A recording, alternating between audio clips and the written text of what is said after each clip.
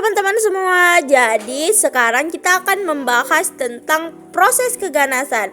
Jadi kalian semua harus tahu apa sih dari pengertian, penyebab, teori inisiasi, dan promotor pada keganasan itu. Yang pertama yaitu pengertian kanker.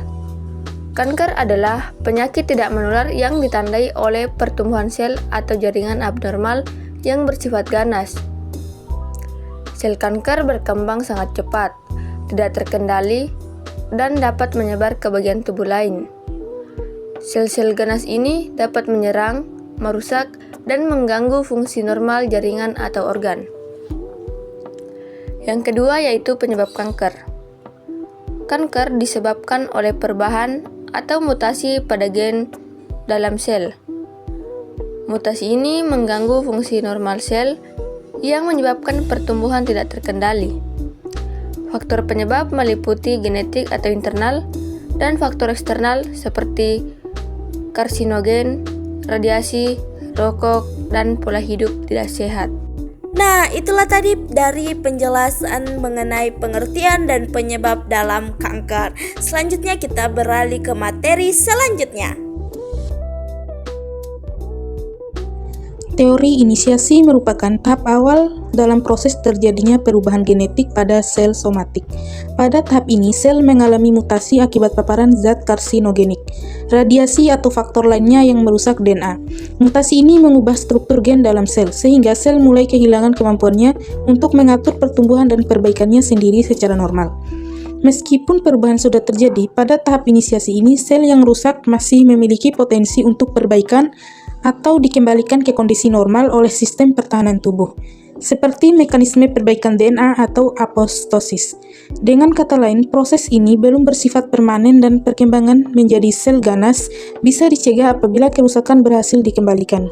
Nah, kalian sudah paham kan tentang dalam teori inisiasi ini? Jadi itu mulainya adalah tahap awal dalam proses keganasan. Selanjutnya kita masuk dalam promotor keganasan.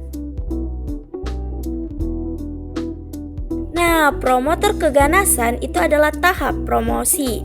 Nah, itu merupakan fase lanjutan setelah sel itu mengalami inisiasi. Jadi, pada tahap itu, sel-sel yang telah mengalami perubahan genetik mulai berkembang dan membentuk klon dan melalui proses pembelahan sel. Jadi sel-sel tersebut itu mulai menunjukkan sifat yang tidak normal seperti pertumbuhan yang lebih cepat dan kemampuan untuk menghindari mekanisme pengendalian normal tubuh. Selain itu, sel-sel itu juga mulai berinteraksi secara aktif dengan lingkungan sekitarnya dan melalui komunikasi antar sel. Jadi itu dapat memicu pelepasan faktor-faktor yang mendukung pertumbuhan dan kelangsungan hidup sel abnormal tersebut. Tapi meskipun itu belum bersifat ganas, itu sepenuhnya sel-sel pada tahap promosi itu telah kehilangan sebagian kendalinya dalam pertumbuhan normalnya. Proses ini juga masih dapat dihentikan jika faktor pemicu promosi itu dihilangkan atau dikendalikan. Tapi dalam sel yang telah dilanjutkan itu berubah, tidak dapat kembali ke kondisi normal seperti semula. Jadi oleh karena itu dalam tahap promosi itu menjadi masa kritis yang menentukan apakah sel-sel abnormal akan berkembang lebih lanjut menuju keganasan atau tetap terkontrol. Kesimpulan pada pamflet saya itu adalah tahap lanjutan setelah inisiasi. Jadi sel itu yang telah bermutasi dan membelah dan berkembang itu menjadi klion dan sel itu mulai tumbuh lebih cepat dan menghindari pengendalian tubuh dan berinteraksi aktif dengan lingkungan. Jadi dalam proses ini itu bisa dihentikan jika faktor pemicu dihilangkan, tetapi sel tidak bisa kembali normal. Jadi itu kesimpulan yang dapat saya jelaskan pada promotor keganasan.